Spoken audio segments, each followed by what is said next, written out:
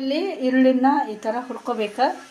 ಆಮೇಲೆ ಇದನ್ನು ಬಾಸುಮತಿ ರೈಸನ್ನ ಸ್ವಲ್ಪ ನಾನು ಆಲ್ರೆಡಿ ಬಾಯ್ಲ್ ಮಾಡ್ಕೊಂಡಿದ್ದೀನಿ. ನೆಕ್ಸ್ಟ್ ಚಿಕನ್ನ ಈ ಥರ ಫ್ರೈ ಮಾಡ್ಕೊಂಡಿವಿ. ಇದಕ್ಕೆ ಮತ್ತು ಬಿರಿಯಾನಿ ಎಲೆ ಮತ್ತು ಸ್ವಲ್ಪ 4 ಬಾದಾಮಿ ಬೀಜ, ಗೋಡಂಬಿ ಬೀಜ, ಸ್ವಲ್ಪ ಗ್ರೇಪ್ಸ್, ಒಣ ದ್ರಾಕ್ಷಿ, ಎಳ್ಳು, ಶೇಂಗಾ ಕಾಳು, ಸ್ವಲ್ಪ 4 ಲವಂಗ ಮತ್ತು ಮೆಣಸಿನಕಾಳು.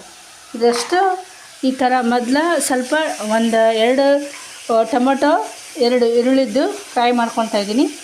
ಅದಕ್ಕೆ ಸ್ವಲ್ಪ ಶೇಂಗಾ ಕಾಳು, ಎಳ್ಳು, ಲವಂಗ, ಮೆಣಸು ಹಾಕಿ, ಸ್ವಲ್ಪ ಕೊತ್ತಂಬರಿ, ಸ್ವಲ್ಪ ಪುದೀನ ಹಾಕಿ ಫ್ರೈ ಮಾಡ್ಕೋಬೇಕು.